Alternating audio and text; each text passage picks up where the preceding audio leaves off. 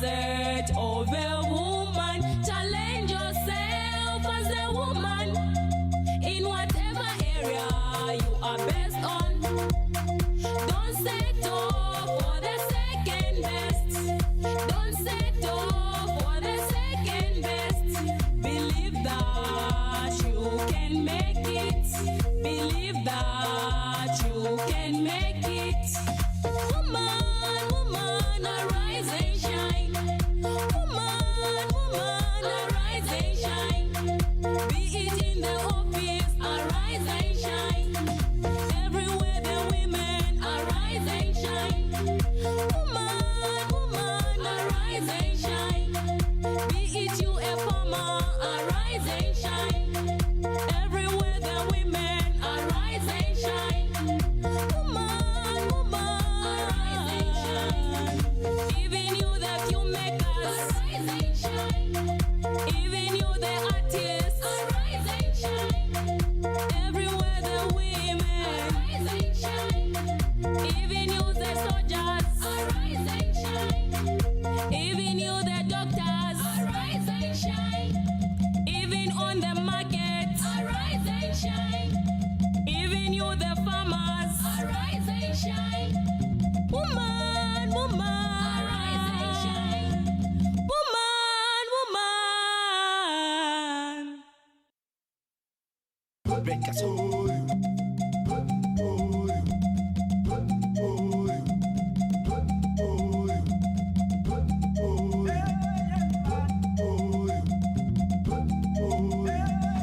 She could be on deck.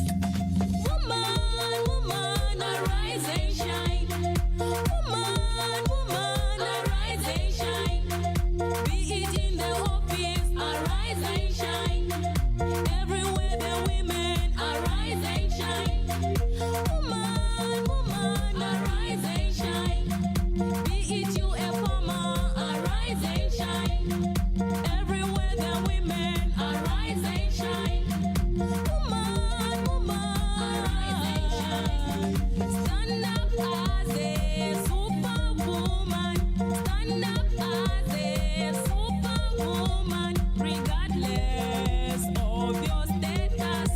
Regardless of your status. Stop sinking in shame. Stop sinking in tears. Stop being a victim of GBV. Don't let your past rule your future.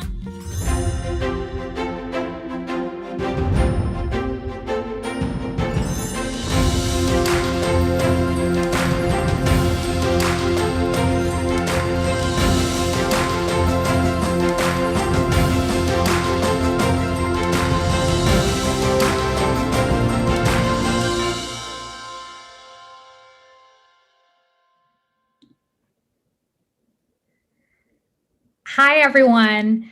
A very warm welcome to all of you, our distinguished guests, friends, and colleagues from joining from all around the world. We really appreciate your patience this morning, and we promise a very exciting program today. It is my immense pleasure to welcome you to the Heroines of Health Awards 2021.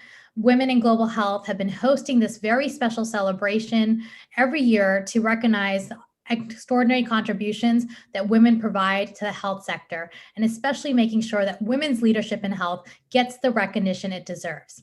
After more than 18 months of the global pandemic, this year's Heroines of Health event has a very special meaning since women, who are the vast majority of health and care workers, have stepped up under the most extreme circumstances and have been proud to do their jobs as they were trained for, as I have as also.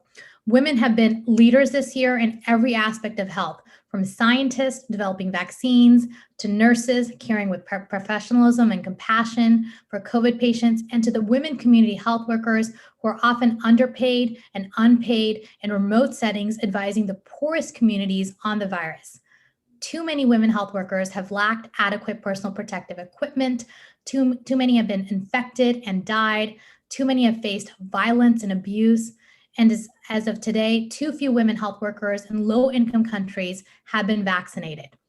In this past year, with the Year of the Health and Care Workforce, Women in Global Health launched the Gender Equal Health and Care Workforce Initiative with the government of France and the World Health Organization. The initiative aims to inspire action in health and care sectors on safe and decent work for women, ending informal work, which is often unpaid and underpaid, equal opportunities in health and care occupations, and to end violence and harassment and provide equal participation of men and women in sector and leadership and decision making. Women health workers need a new social contract with equal, safe, and decent work so they can best care for all of us. We will be celebrating some of the most extraordinary heroines of health today while honoring all the women who have put their health and lives at risk to care for others. We started these awards in 2017 when we recognized that despite women making 70% of the healthcare workers, only 15% of awards in health went to women. So we set out to change that, and today we'll be meeting inspiring women who are leading the change for gender equity in their communities and beyond. We're building a global movement for women in health who know their place, and that place is at the decision-making table. We want to hear from all of you today. I encourage you to use the hashtag Heroines of Health on social media, tag us on Twitter, and also use the chat to submit your questions. And again, welcome to this Heroines of Health Gala, and thank you for joining us for this celebration. So without further ado, I'd like to introduce our very first guest, Madam President Ellen Johnson Sirleaf, the former president of Liberia. She has broken through glass ceilings like no other and has been a champion for both health and gender equality. Madam President's dedication to vaccine equity during COVID-19 has shown the spotlight on the glaring health inequities, and she relentlessly pushes for a more just response to this global pandemic. Madam President, you are so welcome.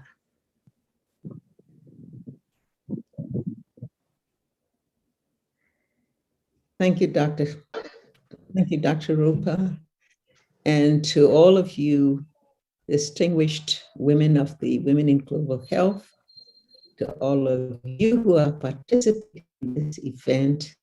Let me say how pleased I am to join you, and would like to say thank you for all the work you've been doing to be able to continue to bring attention to the need for taking those policy actions, those responses that would not only stop the pandemic, but will also ensure that we have the healthcare systems that have the capacity to prevent any other epidemic or pandemic. So thank you all for being there. And let me also say to our heroines, Ramatu and Jane, to all distinguished partisans, that for us, this is going to be, we hope, an exciting opportunity to listen to them and to listen to others who will be sharing their experiences with us. As many of you know, during the many months of the COVID-19 pandemic, I had the opportunity to participate in many events, calling for change, calling for new policies to address the inequities, the injustices, and the marginalizations that were exposed by the pandemic.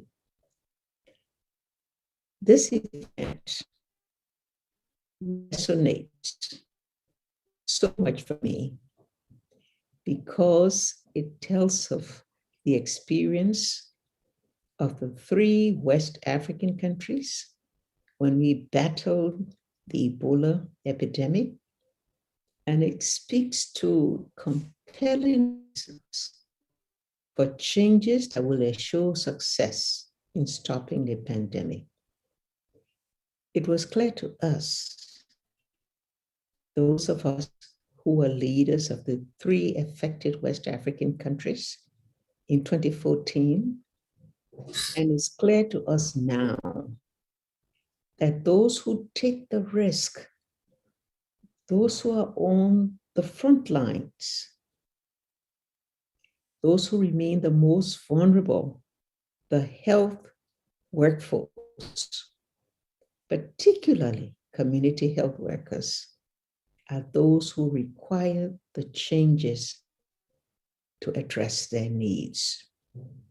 They serve untiringly to the sick and the affected, and they remain far below the benefit pool in recognition, compensation, and tracing training opportunities.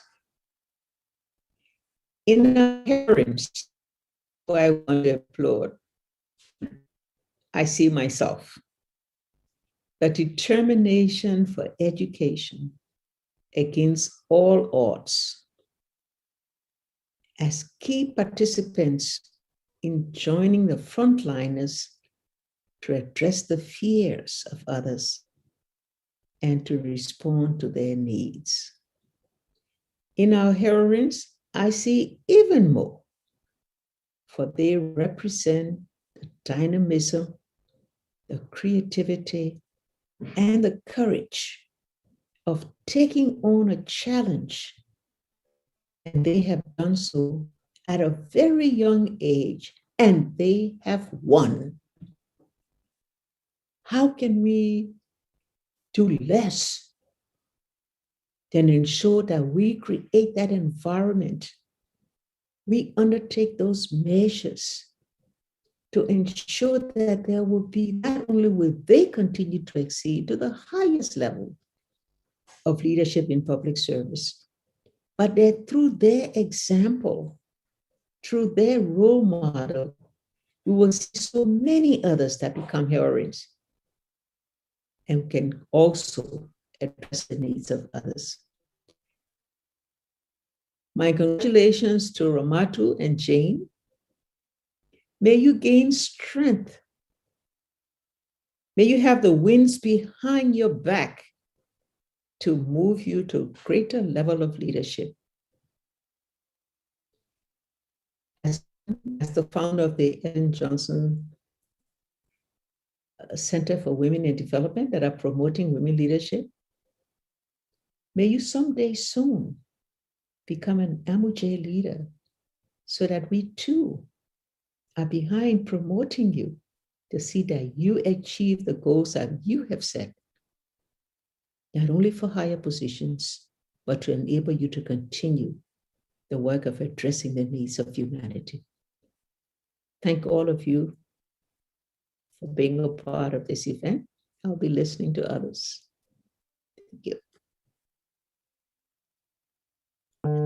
Thank you, Madam President. We are so delighted you could be here with us today. And, you know, your words exactly, the Heroines of Health are dynamic, they're creative, they're courageous, and it's time for us to go beyond applause and truly look at investing, especially in our healthcare workers and the ones that are at the front lines, the community health workers. So again, thank you for your words.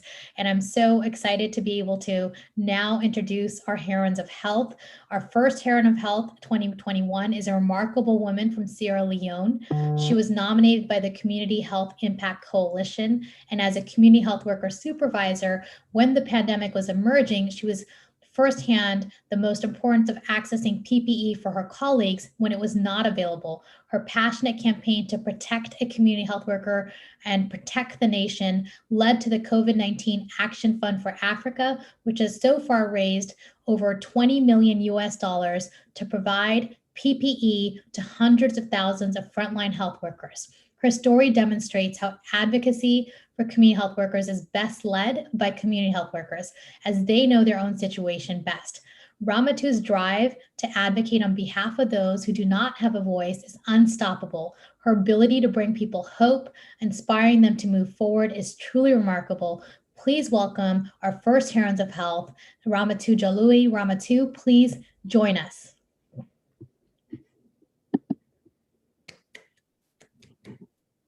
Hi, everyone.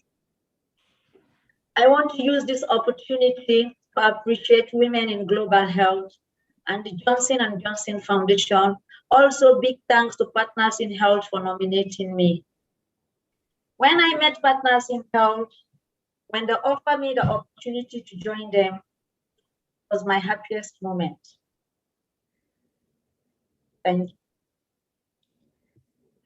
At the same time, I am a community health worker supervisor who inspired by a community workers who made me to understand there is still life, a good life, a better life with HIV.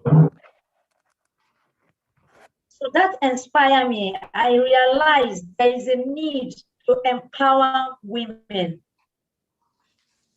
Because when you empower the women, you empower the nation. Yeah, I find out that women are voiceless. There is no equity. Then I see there is a need for advocates for a change. So with this, I don't give up. I still continue pushing for the voiceless. Community health workers are the heroes of health, are the hope givers. Even if the family members, loved ones, everybody said no to you, community health workers will never say no to you. All this inspired me to be one of them. Thank you very much.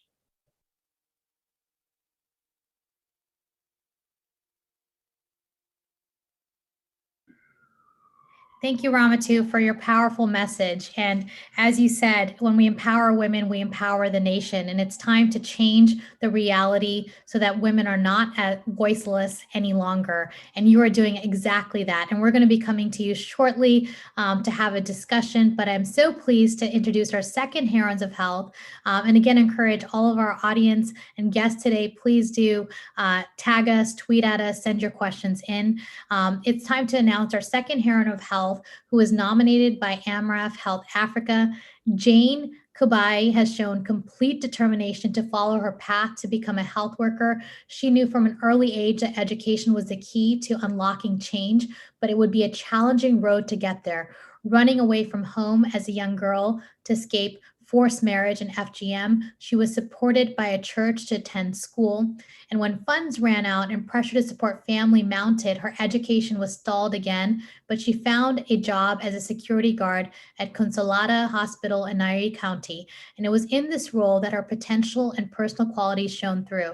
She was trained in COVID-19 prevention and management, which took her straight to her community to give them life-saving information and tackle fears about the vaccine. She continued her studies in the breaks, and after 12-hour shifts to achieve her certificate in theater technology, she now graduated and is working as a theater assistant.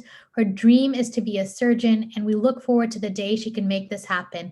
Today, she's actually joining us from that special place, the Consolata Hospital, where her health worker journey began. Please welcome our second Heroines of Health, Ms. Jane Kobayi. Jane, please join us. Thank you.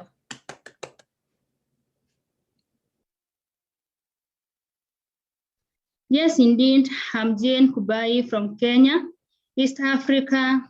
I'm a mother of one, and I'm 27 years old, and I would like to thank the AMREF for nominating me for the prestigious award. To my colleagues at Consolata Hospital Madari Nyeri, where I am been working as a security guard and studying as a theater technician for the last 2.5 years. For the support, thank you very much, and may God bless you all. I'm proud to be here today with you all. Globally, there is a shortage of health workers in different cadres. As a guard in the hospital, I was inspired in an attempt to fill the shortage to reach out those in need of health care.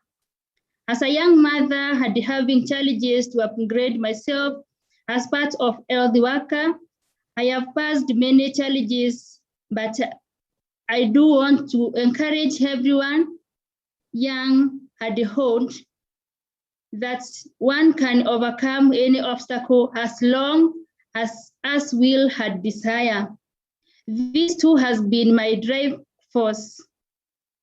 In some communities of which I am a victim for early forced marriage, and the FGM had a poor economic status, leading to lack of school fees, thus forcing one to look for any kind of job and still pursue my dream.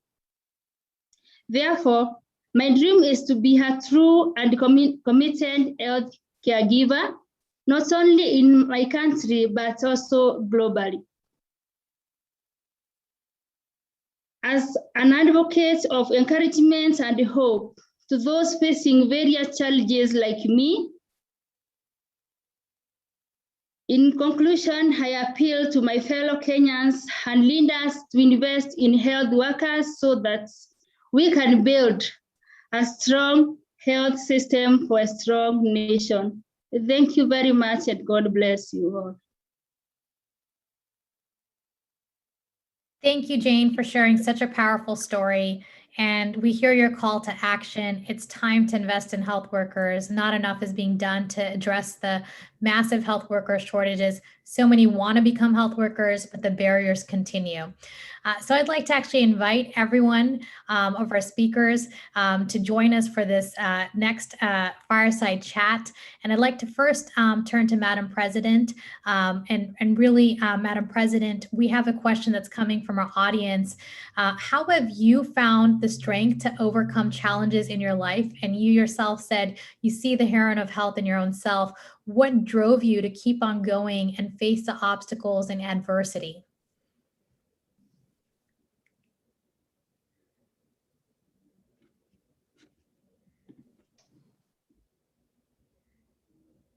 I think, Madam President. I was listening to them and I muted myself. No worries, we can hear you. I think it's always good to have a goal, as they have, of wanting to make things better than you have them. It may be your country, it may be your family, but being able to say, I have a goal and I have the confidence that I can do what I can to achieve that goal. And I'm willing to do what it takes. I will face obstacles. In every endeavor in life, we face obstacles. But I'm going to pursue my goal. I will stay on course. I will surmount it and move on to an even greater goal that I've set. And so it takes courage and it takes determination. And I see that in them. That's why I said I see myself, I see them as I was. Because I too started in such a way where I started life. I had children early and I had to have 4 children and take care of them before I went back to school. But with a determination that I wanted to have an education, I continued to do that. I don't want them to do what I do. I think they should wait and finish their education first. Because circumstances are different today.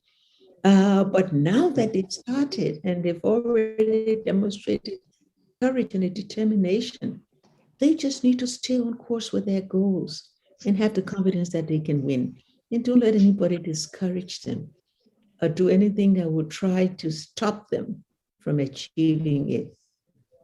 And so that, I think, in today's world, so many role models.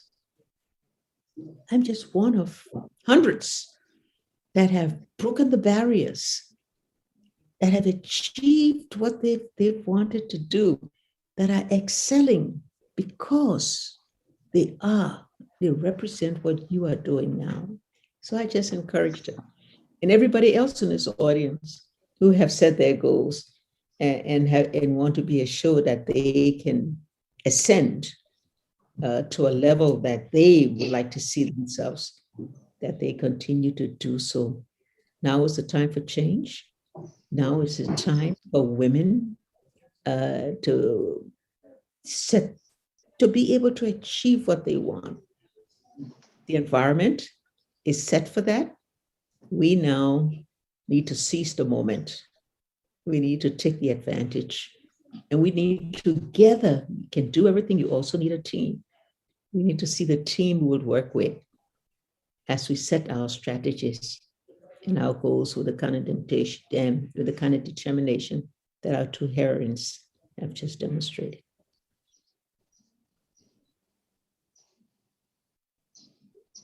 Thank you, Madam President. As you have said, it's time to really spark that change. I'd like to turn to Ramatu. You have spoken of working to break the stigma of becoming a community health worker, to find pride in your work. What do you think needs to change? Yes, there is a lot to be changed. Equity.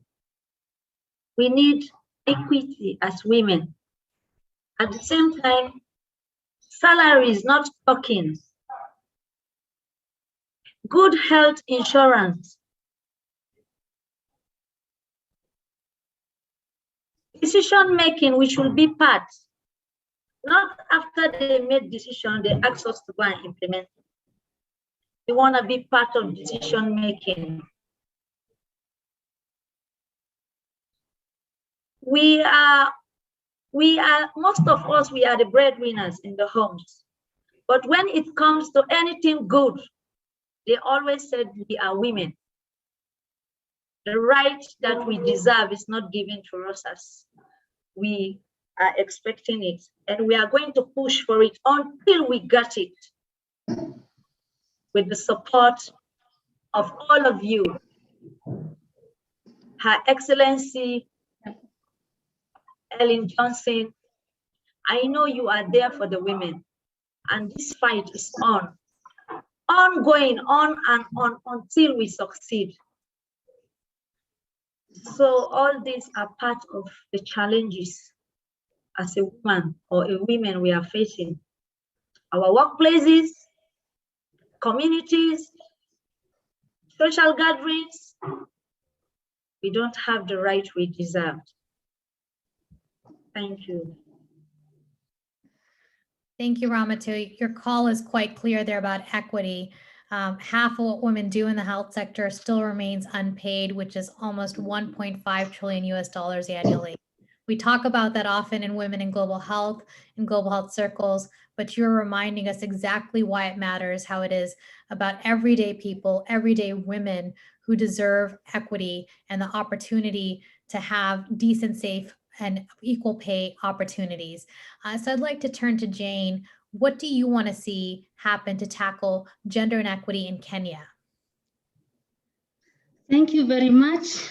On my side, you can wish that the women can be heard and be supported. So you have to be having the education to the poor people, poor women, those especially in the deep interior communities where there is nothing to be proud of. Education to the girl child as well as the boy child. And this world, because we need to be educated so that we can reach far and far to achieve our dreams. Especially on my side, I faced a lot. And I am among for that community where we are forced to get married when we are very young, to get FGM. So I feel very, very courageous to face the communities and talk to them and deep and go all over the world and educate all the women to be strong and so that our voices can be heard and be listened, also to be equal like any other in the other countries, those are educated. My prayer is that one day that globally we are going to be heard, the women in this world are going to be heard, to be strong, to be leaders also. We can be presidents, like our leader there, Ms. Ellen, His Excellency, we are very proud of you, and I know you are going to support us. We are very low, but you are going to be lifted up one day, one time. It's my prayer that every girl child gets a good education so that you can be able to reach to the utmost of this world, so that you can be able to have as health workers, we have be protected, our rights, so that you can be able to serve the patients and to serve the people of God in that heart, so that you can be able to be, that any Kenyans or anyone is being heard and going to receive a good help, because some lack a lot of money, they don't have resources to go in the hospital. So you can see some people are dying there because they have no voice. So on my side, I can wish to reach everyone and every people, poor people, so that you can be able to uplift each other. Thank you very much. Thank you, Jane. And you've reminded us that we live in a world with so many resources, and in your own words, you've said, a world with so much money, yet we have a huge shortage of health workers, and we know people want to learn, women want to learn and have skills, and the world would be less dangerous if people and women were educated to be able to care for each other. So your call to action is quite clear that we have the resources, but we need the political will. So on that note, I turn to you, Madam President. National leaders and ministers have made ambitious commitments in global meetings, including the high-level meeting on universal health coverage that just happened a few years ago. And we hear conversations throughout the pandemic of increased political commitment. But what can we do to really make sure governments listen more to their citizens at home? The compact that should exist between government and the people is sometimes not as strong as it should be. We need for our people to get together, to be able to continue to engage the leaders, to join different segments of the society calling for those changes. Good leaders will listen, engage them. And even if they cannot adopt the policies called for, they will interact and be able to find means by truthful, realistic in explaining circumstances, but also moving forward to take those that are required. Women have a particular role to play because women have to be a part of calling the change. Women have to do it in support, in coordination with other women at home and abroad. And women groups must be able to support national women groups to enable them to achieve those goals. Once again, like I say, to engage the leaders of the country and continue to do that. For those who are in positions like Parliament, where there are women in Parliament, women should continue to engage them so they can be the frontliners in arguing for the change. So fortunately, I think we have many of the leaders in Africa that have already set the example. In Africa, they are men, because we still don't have, we have not filled that gap for a woman president. We're working on it, and I'm assured that we're going to get it in just a few years. But until then, we will have to also engage, women leaders will engage men leaders to be able to say that women are equal in every way, in competence, in courage. And those places where the examples are, we'll be able to use those examples to carry on our own causes in our own environment, taking those models.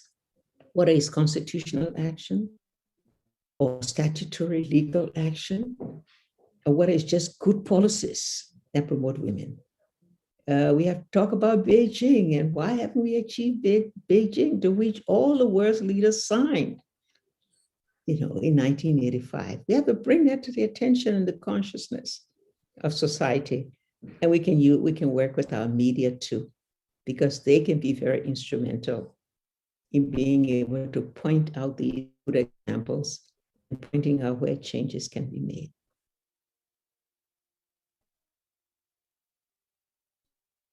There's no easy route for women, but the progress is there. And the path we are on is irreversible and unstoppable. We just have to keep working together collectively and continually.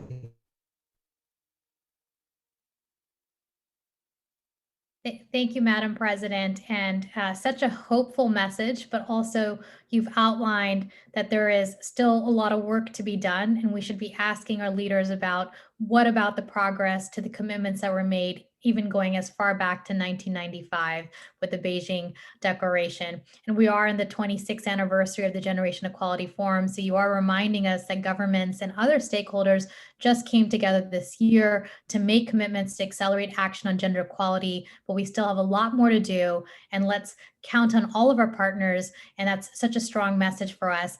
I wish we had more time to talk to all of you, as there's just so much to hear and learn. And thank you especially to Madam President and Ramatu and Jane for joining us.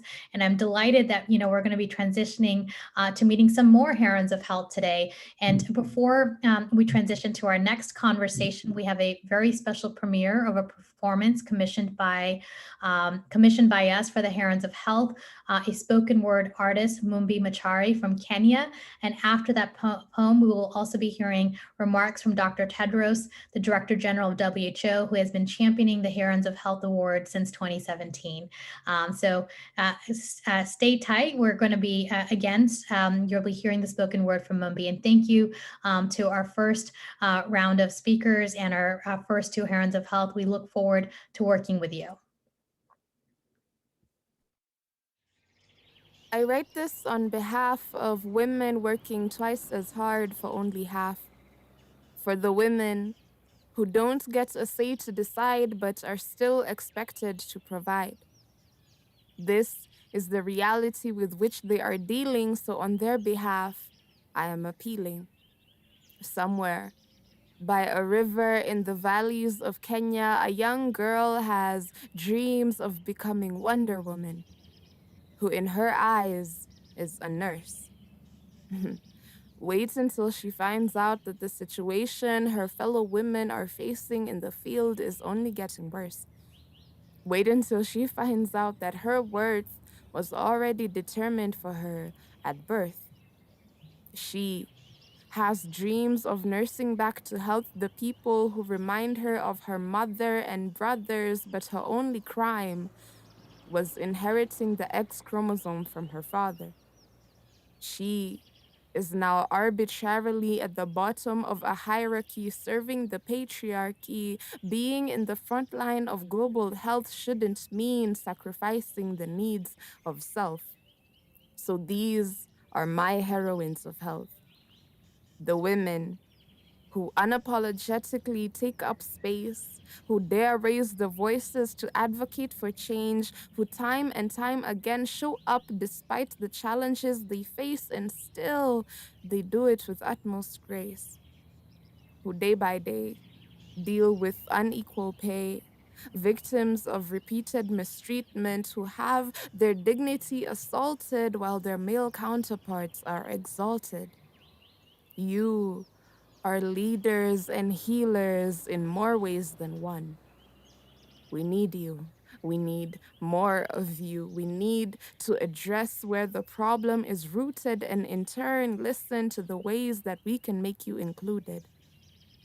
You don't need to be a feminist to side with the facts, so perhaps this poem demands more than just snaps and claps.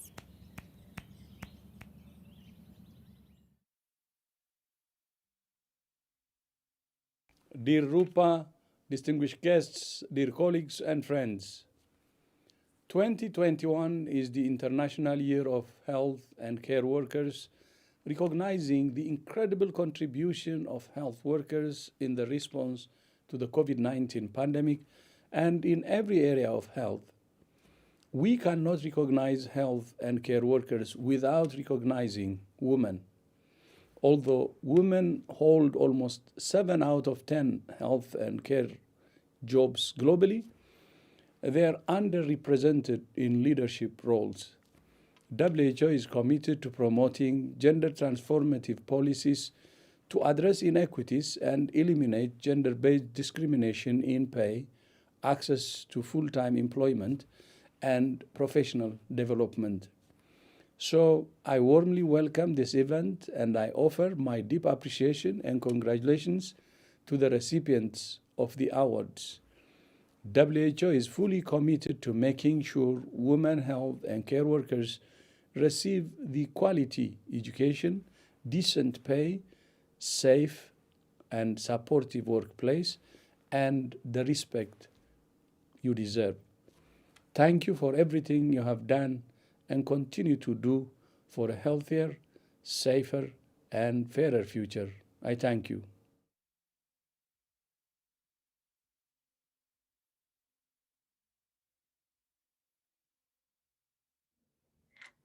Mumbi, thank you so much for such an incredible and powerful moving performance. Your poem certainly deserves more than applause. We want change, and we're so glad you are with us. Also, thank you, Dr. Tedros. We thank you for WHO's leadership in this area and for your own unwavering support for health and care workers. The campaign that WHO is leading for the year of 2021 as the year of the health and care workers highlights the urgent need to invest in health workers for shared dividends in health, jobs, economic opportunity, and equity. This is critical that in the pandemic that we will be equally critical to help us achieve a post-pandemic world. And central to this, we must set a new agenda, especially for women who hold the majority of the jobs in the health workforce and deliver health services to over 5 billion people. So now I'm really excited to transition to this next phase where we have 2 more Heroines of Health who are just doing that. And to announce the awards is Laura Nell from Johnson & Johnson Foundation, who have sponsored the Heroines of Health Gala for the 2nd year. Laura, you're most welcome.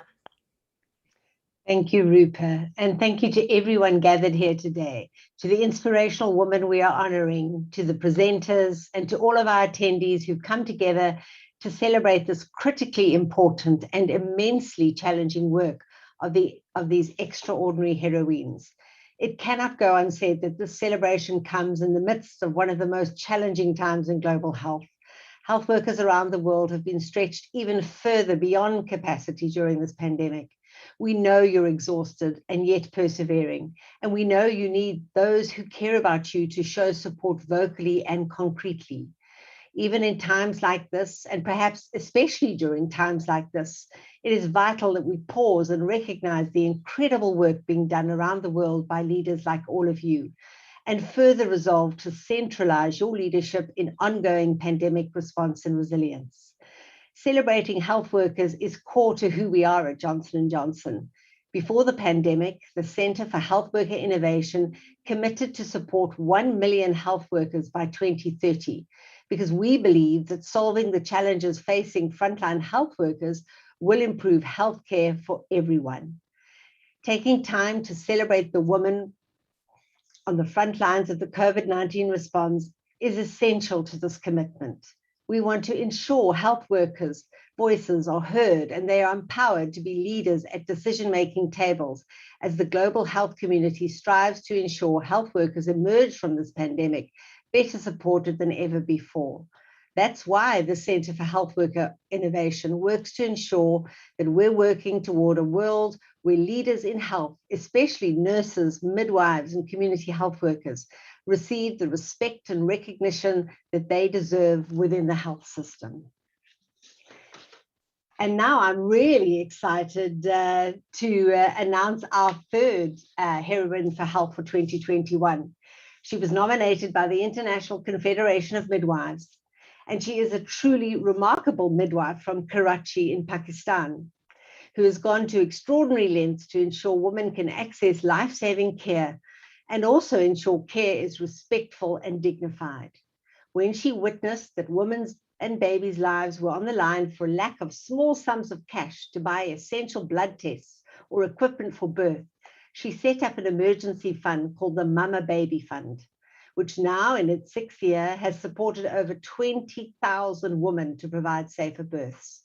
She has been a powerful advocate for safe childbirth through the COVID-19 pandemic and continues to find innovative and creative ways to improve midwifery training and support, including Pakistan's first boat health clinic, which provides women with postnatal care and breastfeeding support. The Heroine of Health 2021 awardee is Naya Mankani. Naya, please join us. Thank you very much. Thank you very much for this award. I'd like to thank the International Confederation of Midwives for nominating me and for all their work in championing midwives, and Women in Global Health for celebrating female leadership and advocating for gender equity at this level, and to everyone who supports maternal health and has helped me realize my dreams through my work, especially the Indus Hospital and Health Network, who are changing the maternal health landscape in so many parts of the country through their support for midwifery-led care. I'd also like to congratulate all the amazing women I'm sharing this stage with today.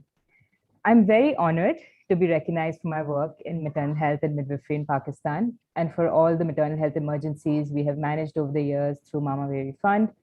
But I also wish that the need for my work was not this great. Here in Pakistan, we are continuing to see some of the worst maternal and neonatal mortality rates in the world. And we are seeing it for reasons that should not exist. Delays related to infrastructure, price tags and quality healthcare, lack of access to very basic health services, and major gender equity challenges. If we do not prioritize women when they absolutely need professional, well-equipped support, then we're denying them a very basic human right. With this award, I would like to celebrate all the midwives in my team and around the world who have been the difference between life and death for so many women and newborns, and for everything they do to provide care by putting women first, through the COVID-19 crisis and in very challenging low-resource environments. And all the women and babies and families who have been part of our stories and who motivate us to get up every day and keep going. The journey is long, but if anything, all the women here today are proof that we can make this happen. Thank you. Thank you so much, Naya. Your heartfelt honoring and commitment to midwives all over the world is incredible.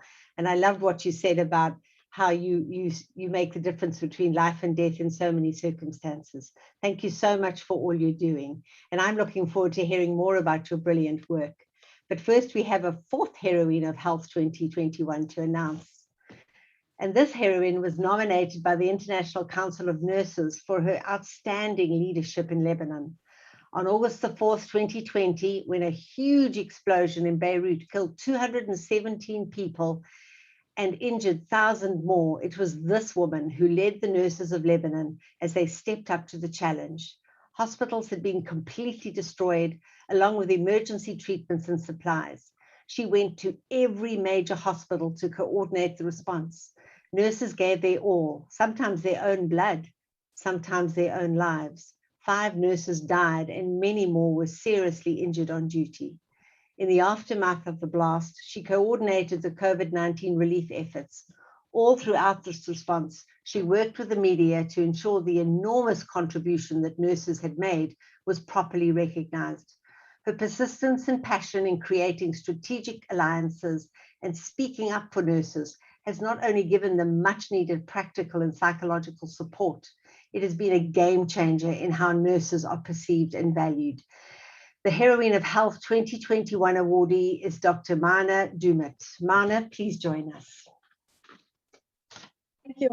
Thank you for this introduction. Distinguished speakers, respected audience, dear colleagues. I'm very honored to be here this afternoon because it's afternoon in Lebanon. It may be morning in your country. I'm grateful to be the recipient of this prestigious award, Heroine of Health 2021. My deepest appreciation goes to ICN for nominating me and to the founders of Women in Global Health, Dr. Rupa and Katie, for this acknowledgement. I shall forever remain grateful for the recognition that I have received. Esteemed audience, allow me to state that although this is a personal award, it is and will always remain the result of dedicated teamwork involving the Order of Nurses in Lebanon's team and all Lebanese nurses who proved to be superheroes in their fights against COVID-19 under challenging conditions and their courageous response to the Beirut blast on August 4, 2020. On August 4 is a day that will always remain engraved in our memory as Lebanese. On that day, our capital Beirut was destroyed by an explosion rated as the 3rd biggest nuclear explosion. 4 of our biggest hospitals were ruined and 2 others partially destroyed. 5 of our young nurses were killed, slotted by glass or smashed by wood doors while on duty. More than 218 deaths and 7,000 injuries among our population. Our nurses responded heroically to this catastrophe. In less than 10 minutes, the Order of Nurses sent a national call for all nurses to report to duty, despite the fact that many of them were few weeks or days before unjustifiably fired from their work from the hospitals. Meanwhile, it's good to note that August 5 was, we called as Order of Nurses to be a national strike for the first time in the country. But of course, it was annulled. All nurses responded to the order's emergency call from all over Lebanon. They ran to hospitals to help and support teams on duty. Those who could not reach donated blood. When this explosion happened, nurses physically got up and ran towards and not away from the danger at the center of the disaster. Almost all nurses who were initially on duty were wounded by the explosion, yet they helped evacuating injured patients while they were injured themselves, and they did not run away, though running away after a blast is a natural reflex. Hats off to you, my dear colleague Lebanese nurses. In front of all these obstacles, many people asked me, how were you able to handle all these stressors? My answer was the courage, the resilience, the perseverance of our Lebanese nurses were my drive. Also, the soul of our martyr nurses was my drive. And I cannot forget that we belong to a big family, ICN, who always support us. So this award will always be dear to me. It will always be a reminder of the hard work that we have all put for the past 3 years in Lebanon. Moreover, this award will only motivate me to achieve more success in the future. And thank you very much.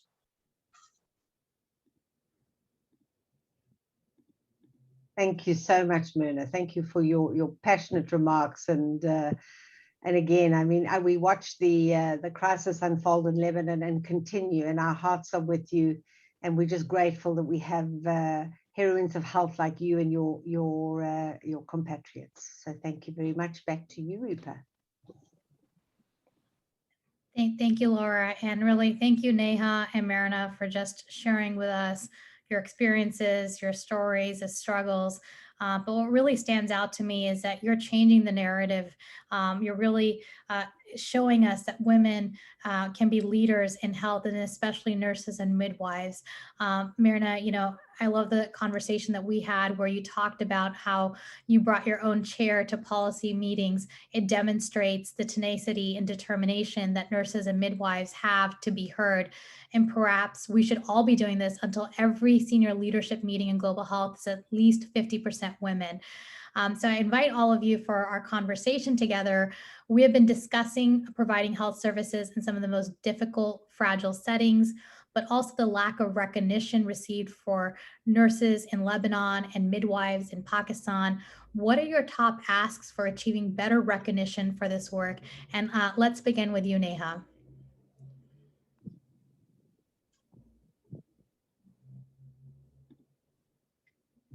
Sorry.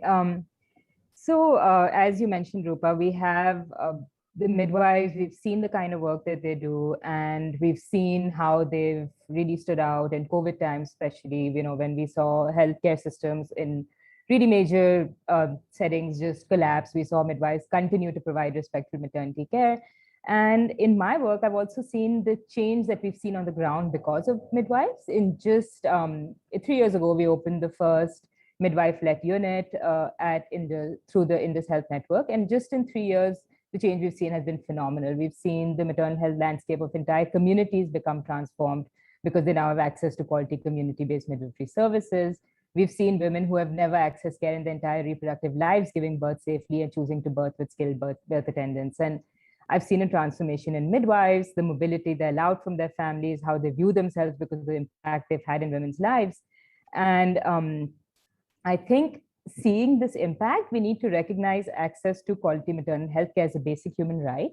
And we also need to get mid-level healthcare workers the support they require. So we always talk about this concept of resilience in midwives, which I find to be a very tricky term, because I think in a lot of settings, it's just taken to mean that we can make them work in very difficult working conditions with very little support, minimum wage, and expect that they continue to provide high quality care because they're resilient health workers. But I think for true resilience, midwives need enabling environments, they need trust, they need support, they need appreciation, and they need a voice at the table. Great. Thank you so much, Diana. I really like how you talked about the enabling environment so we can, again, continue to applaud and recognize the contributions. But when we are really talking about going beyond applause in today's conversation, it is exactly about how do we create the enabling environments so midwives, nurses, community health workers, all women working in health can truly reach their maximum potential and do the best job that they are aiming to do. So I'd like to turn to you, Marina. What would be your top ask for achieving better recognition for the work that nurses do? I think first, as nurses, we have to believe in ourselves and we have to show to the world what we are doing. So it's not bragging about ourselves, but we have to show the decision makers, the politicians, that we are capable. And to show it to them, we have to be on the decision-making table.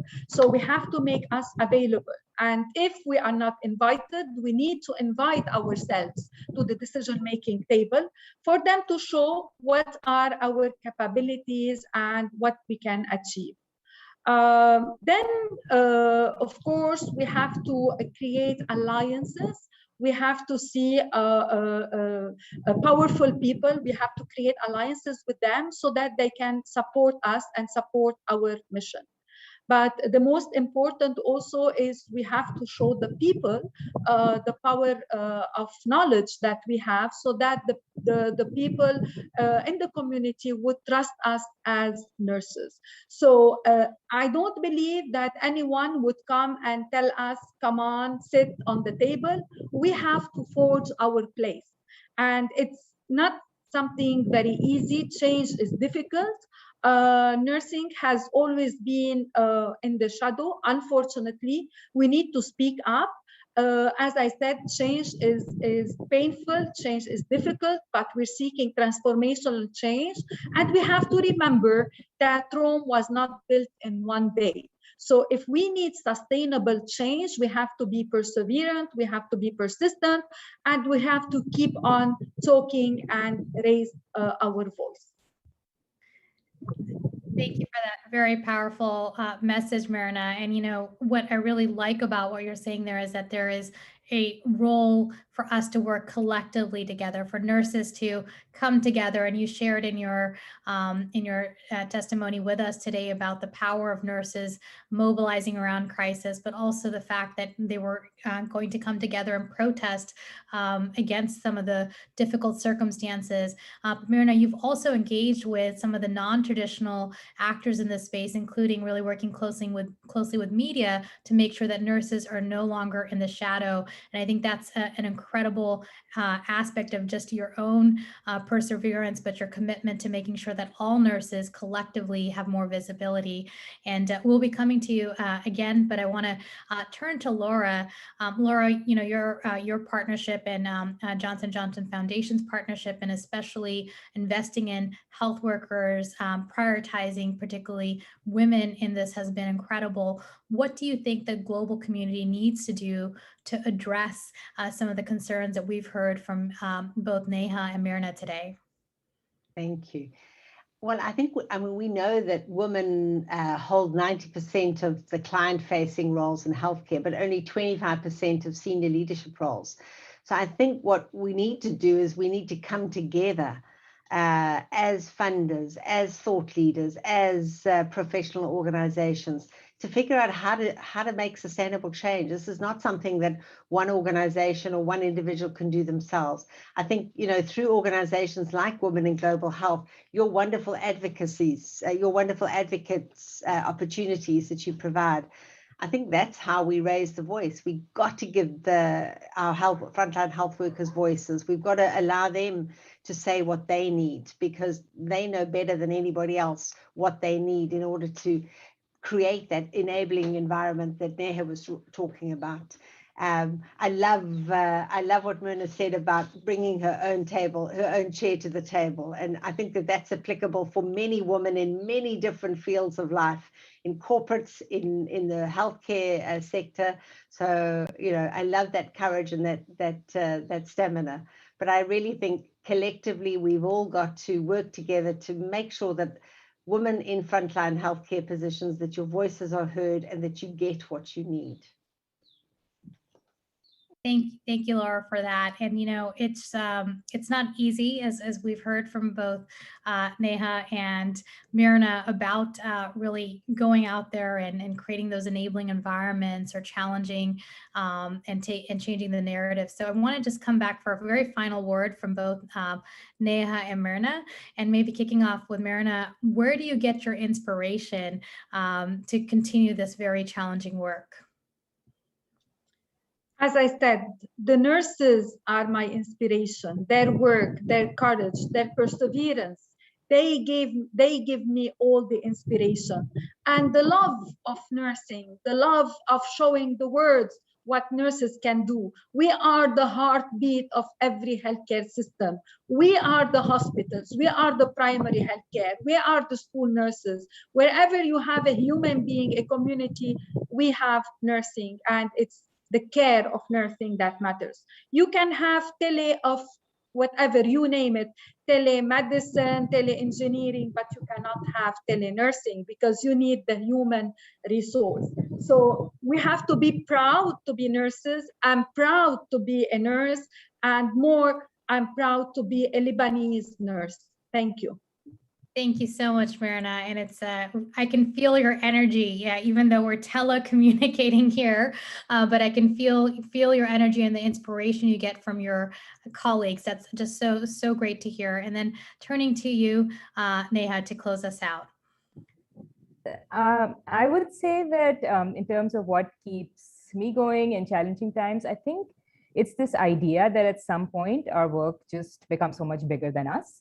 So in all the midwifery work we do, it's now about the midwives and the families whose lives they've changed. And so earlier this year, very much in the middle of one of our COVID peaks, a woman came to one of our midwife-led delivery units. She was in preterm labor with twins. She had previously lost a baby she had given birth to at home due to a lack of skilled care in her area. She had made a journey of 4 hours by bike to get to this facility. So there's no option for the work to stop. The midwives work in difficult conditions and it's challenging, but they're learning to advocate for themselves. As Myrna said, it's the work that they do. And now they're advocating for better pay, they're advocating for more enabling work environment, and they're starting their own revolution. And this is what I'm seeing with Mama Baby Fund also, which is something that I started with my own hands. I always refer to it as mine, but it's not mine, it's a movement. And we'll see women who work at facilities who come and they'll, once this woman gave me 100 rupees, it's less than $1. And she said, I saw you help someone, and maybe this money will help someone too. And, just take it and just do what you need to do with it. And now it's a movement of people who want to galvanize the maternal health care movement. So I think that is what keeps me going. Thank you. Thank you, Neha, for that story and just that message that the work is beyond us, and how that's inspiring you in so many different ways. And again, I wish we could continue the conversation with the three of you. You've been incredible. And I say this is just the start of the conversation with all of our Heroines of Health. I wish we had all day with the gala, but now we're going to transition to the next phase where we'll be introducing some more of our final 3 Heroines of Health. And we're going to be announcing those in a moment, but we first have a message from Anita Bhatia, who's the Deputy Executive Director of UN Women and Assistant Secretary General of the United Nations. So please stay tuned, and I'm turning it to Anita to share a message for all of us. And again, thank you, Laura, Neha, and Myrna for this conversation. This event is a great opportunity for all of us to take a moment to step back, acknowledge, reflect, and honor the incredible efforts of healthcare workers, especially women healthcare workers. And as the theme for the gala event proposes, we must go beyond the applause. Safe and decent working conditions for all health workers everywhere is a prerequisite for an effective health response. And we know that low pay, pathogen exposure, long working hours, psychological distress, fatigue, burnout, stigma, physical and psychological violence are all issues that health and care workers face. And while global health spending is increasing, we need to make additional efforts to ensure that we invest this additional expenditure in the healthcare workforce so that frontline workers can thrive and save lives. For example, when considering COVID-19 vaccine rollout, we need to ensure that healthcare workers are adequately remunerated for their role in the delivery of vaccines. This particularly applies to women healthcare workers who traditionally and historically have been underpaid. Women health workers have a unique ability to reach women in communities, understand the barriers they are facing, and plan solutions to overcome them. So adequately compensating female healthcare workers means ensuring health benefits and greater health benefits to all. Women's and girls' needs, voices, and leadership must be at the heart of the investment for recovery. This means that in the health and care workforce, where they make up more than 70% of providers, women must be well represented at the decision-making tables. One study of COVID-19 task forces from 87 countries found that only 3.5% of task forces had gender parity. I cannot underscore enough the importance of having women at the table. When policies are targeted to the needs of women, identified by women themselves, significant results will be achieved. And it is only when we have a truly inclusive response can we co-create a new healthy world that works for everyone and leaves no one behind. Through fast-tracked equal power sharing, women and men can collectively solve the urgent challenges of our time, from the COVID-19 pandemic to climate change, to deepening inequalities, to conflict and others. So as we build forward differently into a more equal, inclusive, and sustainable world, we need to be learning from our experiences of the COVID-19 pandemic and challenging the status quo of inequality and discrimination. We need to not only capture lessons and apply them to the current context, but we must also ensure that they form the basis of planning and public policy for pandemic preparedness going into the future. This is why today's event is so significant. We must hear the stories and learn from them. Thank you very much, and congratulations to all the winners. Thank you, Anita, and to UN Women for the work you do. It's so great to have you join and support this Heroines of Health. Women health workers do have unique access to communities. They must be paid and represented properly. Only 3.5% of COVID task forces had gender parity, and we believe that if national COVID-19 task forces had 50% more women and at least 50-50, including from frontline health worker professions such as nursing, midwifery, community health workers, some of the serious mistakes would have been avoided in the pandemic response. We don't believe that midwives, for example, would have treated safe maternity services as optional in the pandemic, which was done in many countries, contributing to the avoidable deaths of some mothers in pregnancy and childbirth.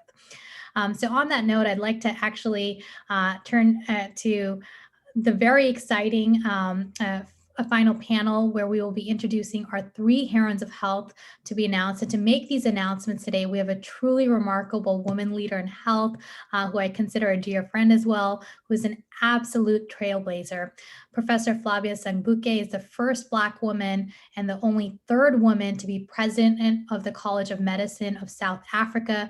She chairs the World Health Organization African Advisory Committee on Research and Development, and is also co-founder of the Women in Global Health South Africa chapter. Flavia, you're so welcome. Thank you very much, my dear friend Rupa, and I'll be delighted to introduce the 5th heroine. And so, ladies and gentlemen, the 5th Heroine of Health of 2021 was nominated by the International Federation of the Red Cross for her work in Panama. This heroine has worked tirelessly to support the most vulnerable in our society. During COVID-19, she led a historic transformation of the Red Cross to provide more inclusive mental health services for people across the Americas, especially Indigenous people, migrants, LGBTQ people, and those who are victims of violence or isolation. She is committed to promoting peace, inclusion, and equality and resilience, and certainly she does embody these traits herself.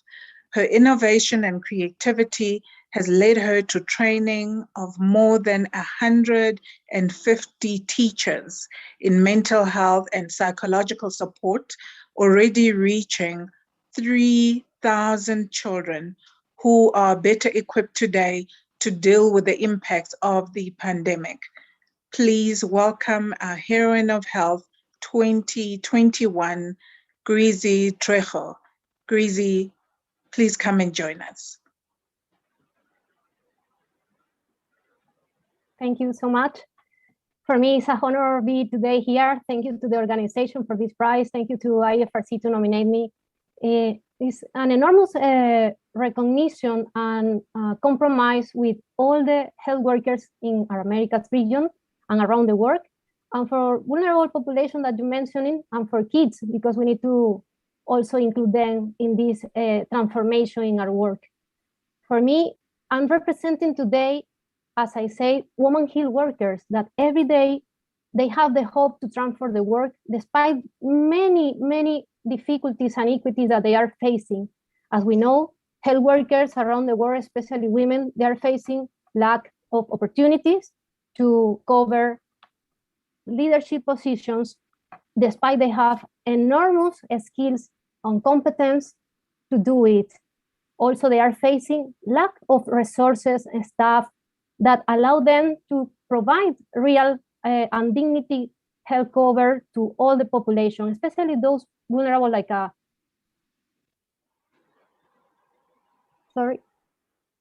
indigenous populations and migrants. I want to use this space to do a call to all of you that this is the time to support all of them, migrants, indigenous populations, and the health workers, because they are hit by the pandemic. This is something that is true.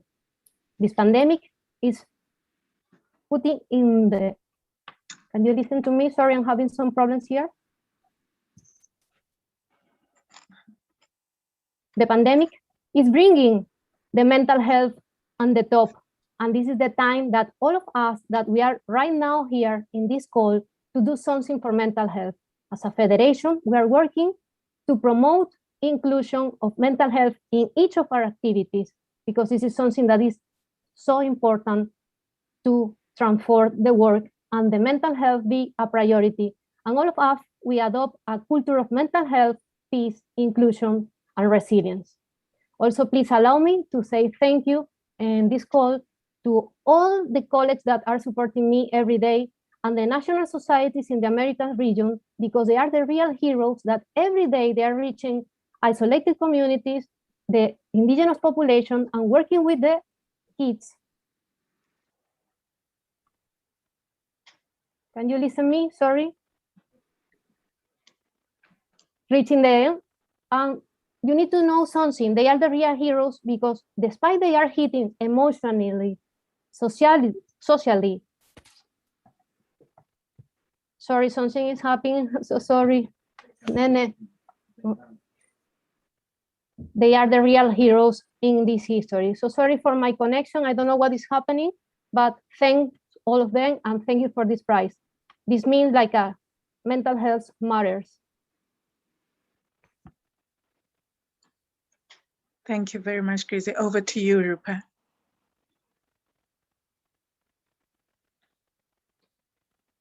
Thank you, Gracie and Flavia. On that note, our next heroine of health is an exceptional general practitioner from Ethiopia who was nominated by Last Mile Health. And when she was a medical intern, she witnessed pregnant women failing to receive care after walking for days in labor, losing their babies, and suffering irreversible damage. This heroine was determined to tackle such fatal complications. She went to work in the most challenging areas of the country, sometimes during internal conflict, where she would be caring for patients without electricity or running water, often without food or medical supplies, cut off from the referral system by closed roads, and also risking her own life. She came through these difficulties to lead efforts ensuring quality care at the hospital. She has since been developing training on reproductive health services. She created a child-friendly pediatric ward and designed labor and abortion wards which protect a woman's privacy. Above all, she saw the importance of ensuring that people everywhere had a voice. And so she has become a trainer, an advocate for mental and psychosocial health for colleagues working with internally displaced people. And she's also working with the Ministry of Health on gender mainstreaming. And today she is recognized for the Heroines of Health 2021 award. Please welcome Dr. Ruth Diriba. Ruth, to you.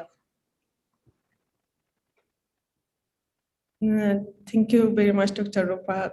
Thank you for inviting me to join you today. I'm really honored and grateful to accept this award. It's a really privilege to be part of this recognition. Honestly, listening to all the heroines of health has been an inspiration by itself. I would like to thank Women in Global Health for their recognition and Last Mile Health for their nomination. I would like to thank my families, Msekerma, for their continuous support. Thank you for enabling me. And lastly, I would like to thank my colleagues at Last Mile Health Ethiopia, especially Abraham Zarihun, for teaching me and coaching me every day. You are a true example of nurturing leader.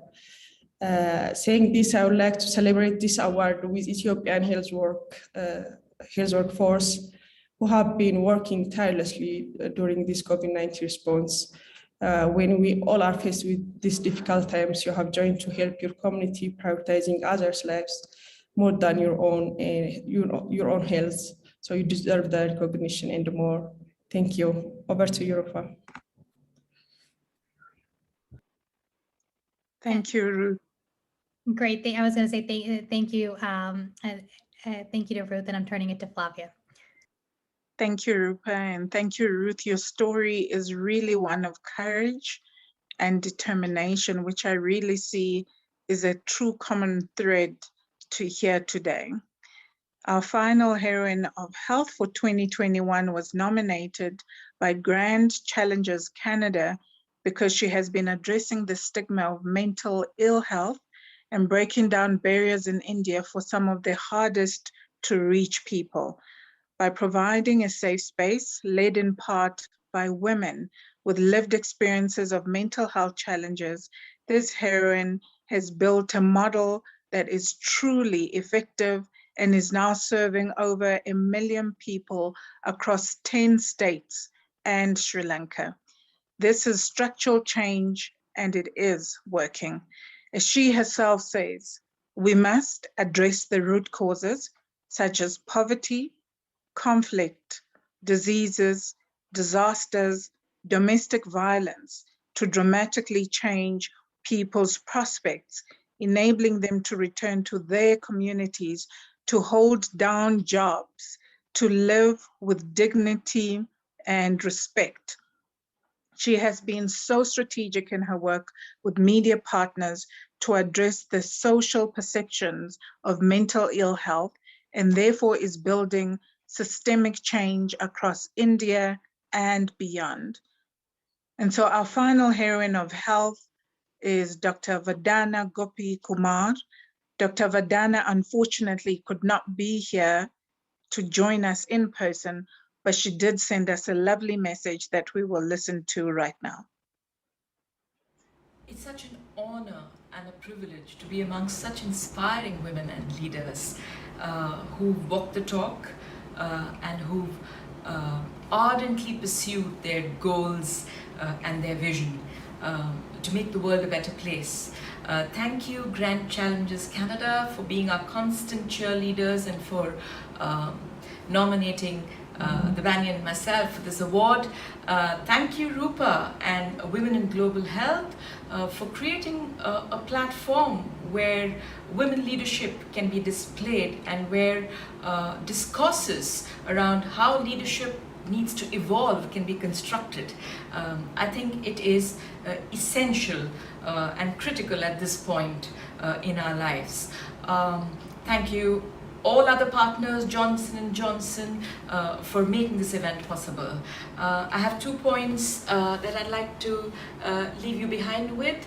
The first, we certainly don't live in an equitable world. Social justice is sure one of the ideals that we speak of and articulate very often, but if we truly believed in it, we wouldn't today be comfortable with the poorest being people with disabilities, with women being the largest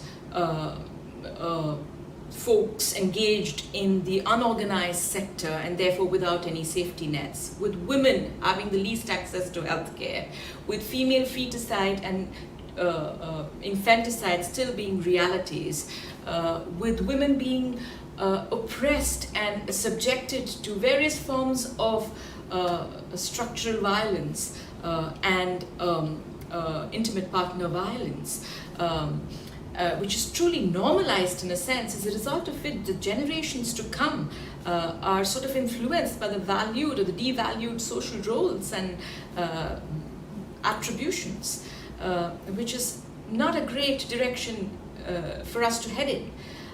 Fortunately for us, we have the framework of the Sustainable Development Goals, which really brings together a platform where inclusion, participation, a sense of justice, a sense of agency may be celebrated. But for this to come alive, we need leadership that is empathic, that is courageous, that uses the emotional and the rational mind, that is transparent, that is real, that shows integrity and intellectual humility, that takes people along. And my second point is that one of my favorite authors, Virginia Woolf, had almost a century or more ago spoken about how only 2 authors really stood out, Bronte and Austen, and who could in a patriarchal society and world write their truth and not try to be writing with a male voice or affiliating themselves to values that were considered the norm, or not trying to be the people that they were expected to be, but living their own truth. So here's a call out to all women leaders and to all women and male leaders and men to live your truth and to be open to differences and diversity and to be open to different styles of leadership that would finally promote social justice of the sort that brings me here today.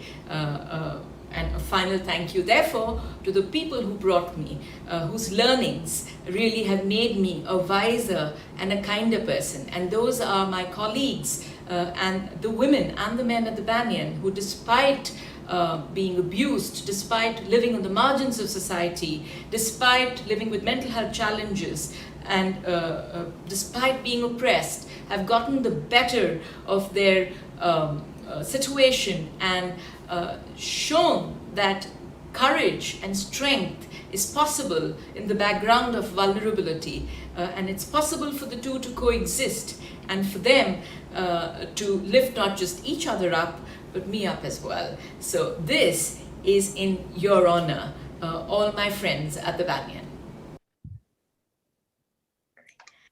Thank you, Vandana. I know you're not able to join us, but your message again is very clear and a challenge to all of us to live our truth, but also reminding us we often speak about social justice. We often talk about addressing social determinants of health, talk about equity, but are we really, again, taking this talk and putting it into real action? And your story of what you've been able to do with mental health and what you're continuing to do and how that work is truly impacting the lives of thousands of people in some of the most hardest to reach communities is truly an inspiration. And I do hope we get to connect further. On that note, I'd like to invite our panelists back in Greasy and Ruth and in Flavia to have a conversation with all of you. We've heard just so many incredible stories and experiences and lessons and calls to action today. What really stands out, as we are, coming to a wrap here is that oftentimes women's leadership, especially in crisis settings, is not recognized. Often people turn to male masculine leadership during times of crisis, and your stories talk about very much, especially Greasy and Ruth, examples of rising in humanitarian crisis and reaching out to the most vulnerable and working on some of the toughest issues, such as mental health. I'd like to ask you in these times, and beginning with Greasy, do you feel there's an opportunity for transformational change, especially coming out of COVID-19, or are we just being wishful? Dr. Rupa, yes, I believe deeply that it's time for the pandemic to promote the change. We have in our hands, all of us, the possibility to transform our work. For example, in mental health, that we are working hard on that. I invite all of you to invest in mental health program in schools. This is the way to transform our new generations, is we provide them support, strengthen their emotional intelligence. For sure, we are going to transform the world. We are going to create a culture of peace, like I mentioned before. We are going to reduce for sure the violence, because if you give the kids the tools to understand emotions, they're going to know that all of us, we are equal. We have rights. I think this is the time to transform this. And of course, I believe that COVID-19 is bringing mental health from the top, and the possibility that women be more involved in all the decisions, because our world is facing a lot of changes. And this is a matter to solve them is we are all together. It's not a matter of gender, it's a matter of humanity to solve what is happening now and what is coming. Thank you, Gracie. And it's wonderful to hear the hopefulness, and what you are seeing in COVID-19 is more recognition of mental health. And I'd say we still need to keep breaking out of our echo chamber, both for gender and health, and the work you're doing is really critical. I'd like to turn to Ruth and ask you the same question around, do you see an opportunity for transformational change at this point in history?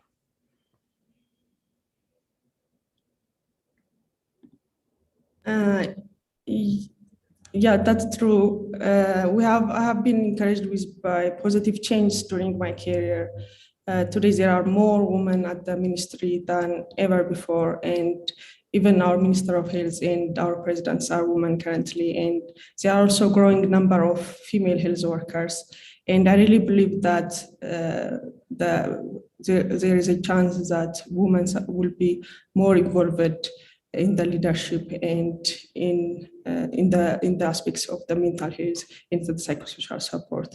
And as we are talking about the health task force, I want you to know that 96% of the health extension workers in Ethiopia are females, and they are the heartbeat of the community.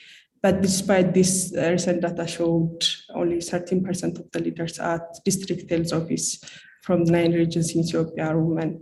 And this shows us that we need to do more and do in the line of leadership pipeline for female health workers. But I really believe that there is a hope for the women's engagement to increase in the coming years.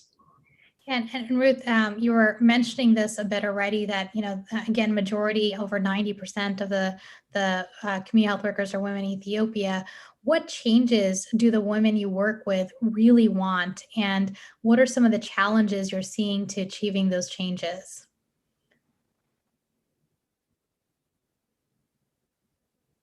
I think I can say that most of the health workforce, there is increasing number of females in the health task force, and this is because of the educational opportunities and increased educational opportunities and increased attention to what women want and increased opportunities to be engaged in the leadership will